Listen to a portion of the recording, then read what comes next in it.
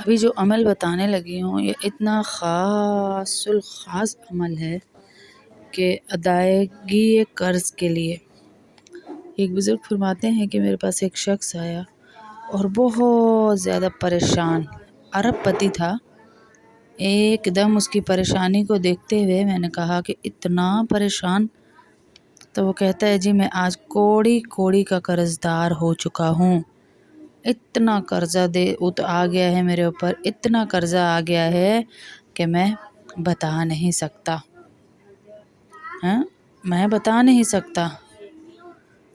تو انہوں نے اس کو کہا کہ یہ دعا پڑھو تو اللہ تمہارا جتنا بھی قرضہ ہوگا اس قرضے کو ادا کر دیں گے، جتنا بھی ہوگا سارا قرضہ اللہ رب العزت ادا کر دیں گے۔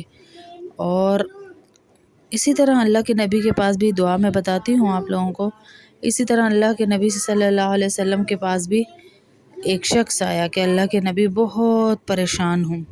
تو ایک عمل بھی بتا دوں آپ لوگوں کو کہ غربت گھر سے ختم کرنے کا عمل یہ بھی ہے کہ گھر میں داخل ہوں تو سلام کریں، اونچی آواز میں سورہ اخلاص پڑھیں اور درود شریف پڑھیں۔ یہ عمل اللہ کے نبی صلی اللہ علیہ وسلم نے صحابی کو بتایا کہ جب گھر میں داخل ہو تو اونچی آواز میں سلام کرو، درود شریف پڑھو اور سورہ اخلاص ایک دفعہ، قل هو اللہ احد اللہ الصمد لم یلد ولم یولد ولم یکن لہ کفوا احد۔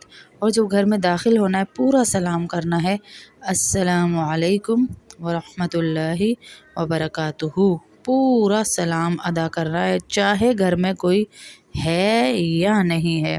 اور درود شریف پورا پڑھنا ہے، اللہم صلی علی محمد وعلی آل محمد کما صلیت علی ابراہیم وعلی آل ابراہیم انک حمید مجید، اللہم بارک علی محمد وعلی آل محمد کما بارکت علی ابراہیم وعلی آل ابراہیم انک حمید مجید۔ بڑا والا نہ بھی پڑھنا چاہیں درود ابراہیمی تو چھوٹا بھی کوئی بھی درود پڑھ سکتے ہیں۔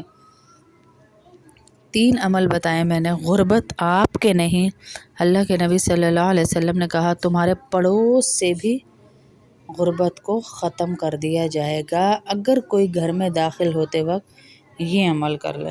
کتنے پیسے لگیں گے، کتنا منٹ لگیں گے، کتنا ٹائم لگے گا، جو ہم اتنے پیسے جا کر دے آتے ہیں وہ تعویذ لانے کے لیے، جو شارٹ کٹ کہ ہمارے گھر میں پیسوں کی ریل پھیل ہو جائے، ہمارے گھر میں سے یہ حالات بدل جائیں۔ وہ حالات بدلنے کا نسخہ تو ہمارے نبی بتا چکے نا، وہ نسخہ ہمارے نبی نے ہمیں بتا دیا، اب ہم نے لینا خود ہے، اب ہم نے لینا خود ہے۔ تو اللہ کے نبی صلی اللہ علیہ وسلم کچھ عرصے بعد دوبارہ ملے اسی صحابی سے، تو اس صحابی سے پوچھا بھائی کیا حالات ہیں؟ کہا اللہ کے نبی میں تو کیا میرے پڑوس سے بھی غربت ختم ہو گئی، اور اتنا دیا اللہ نے، اتنا دیا کہ سنبھالے نہیں سنبھل رہا۔ مفہوم ہے حدیث کا، ہے اللہ اتنا دیتے ہیں، عمل لے لیں، عمل، بس اللہ کے نبی نے عمل کا کہا کہ عمل کرو، عمل کر لیا تو چھٹکارا ہی چھٹکارا انشاءاللہ۔ پھر کیا فرما رہے ہیں کہ قرضے کے لیے دعا کیا ہے؟ وہ دعا آپ نے ہر نماز کے بعد کم از کم 11 دفعہ پڑھیں، ہر نماز کے بعد، اللہم اکفنی بحلالک عن حرامک، اللہم اکفنی بحلالک عن حرامک، اللہم اکفنی بحلالک عن حرامک واغننی بفضلک عمن سواک، اللہم اکفنی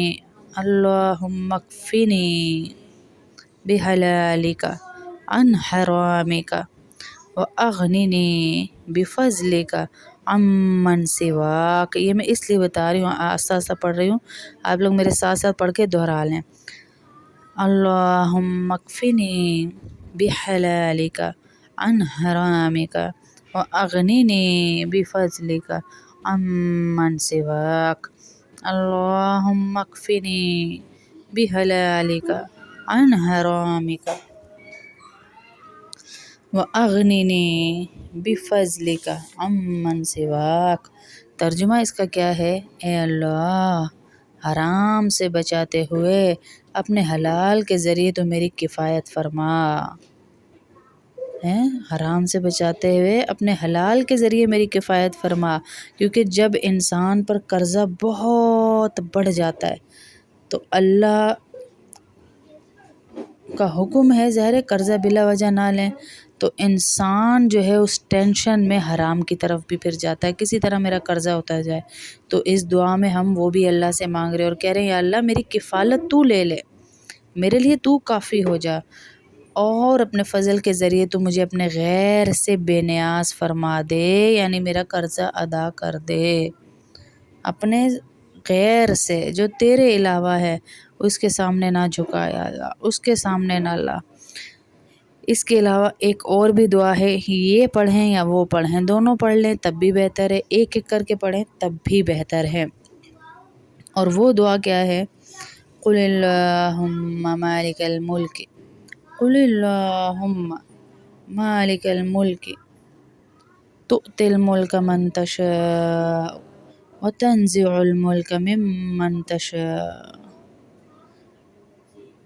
وَتَنزِعُ الْمُلْكَ مِمَّنْ تَشَاءُ وَتُعِزُّ مَنْ تَشَاءُ وَتُذِلُّ مَنْ تَشَاءُ بِيَدِكَ الْخَيْرُ إِنَّكَ عَلَى كُلِّ شَيْءٍ قَدِيرٌ۔